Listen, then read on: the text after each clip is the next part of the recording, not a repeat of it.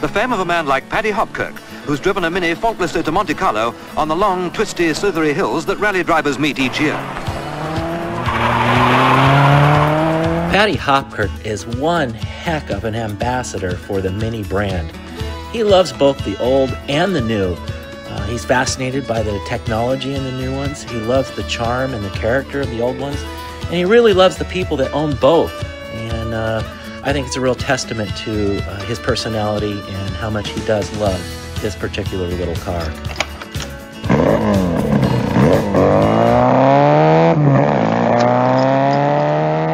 Paddy, will you stand right there? Sure, sure. I can get a picture of you next to your car. Yeah.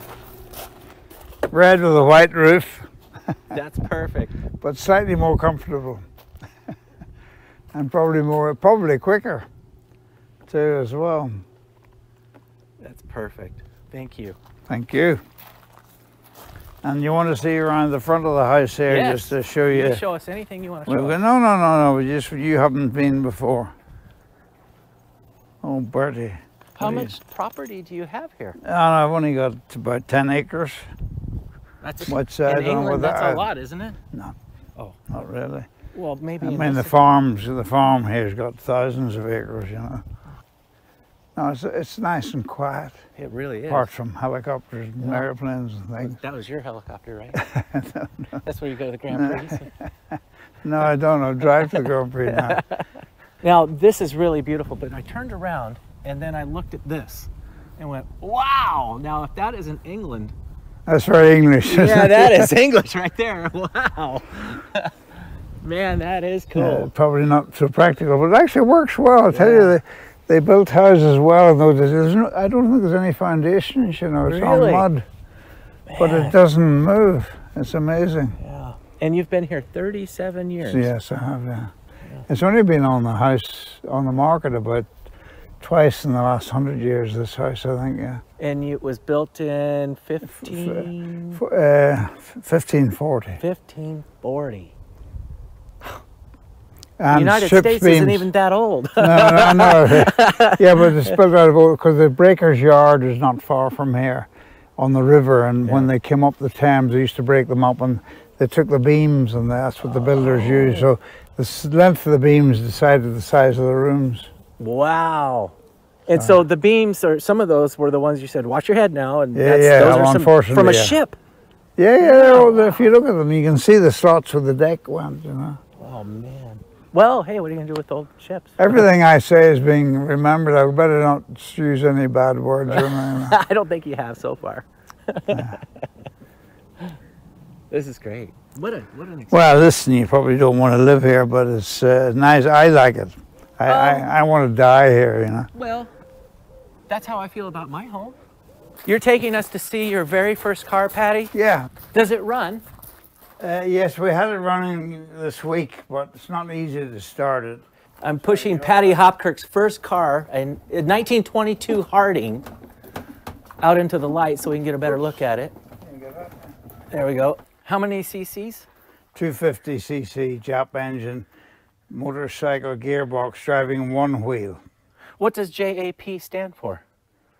Well, it was a make of an engines. They're very famous if you look them up. It's hand starters in there. It's like a kickstart, you know. Oh, look at that. And then 3-speed gearbox, advanced retard. Got another picture of me as well. From that's 1939, I think, start of the war. Oh, look at that. Okay. That's the engine. It's your that's the sequence. throttle settings on the back.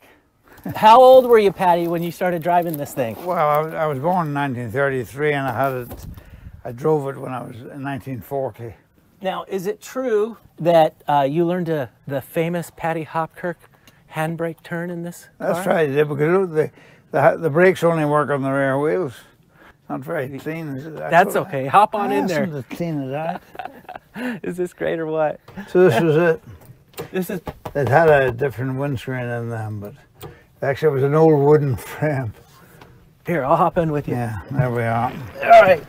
I'm sitting in a 1922 Harding with Paddy Hopkirk.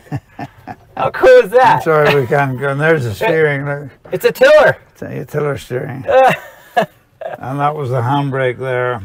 That was the brakes, the only brakes. So when you put that on, the rear one. They want to slide around. Did you prefer to turn left or right?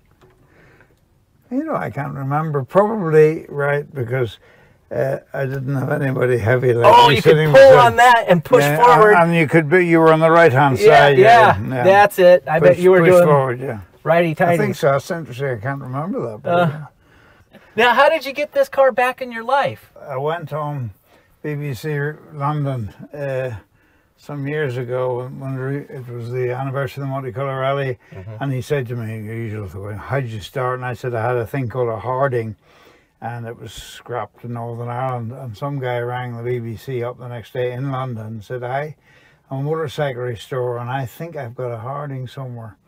And he was in Dulwich, southeast London, and I went down the next day, and his house was full of motorcycle bits. His wife was going mad. He had them in the bathroom, in the dining room. He was building motorbikes everywhere. And there was a box, and he said, I think there's a Harding in that.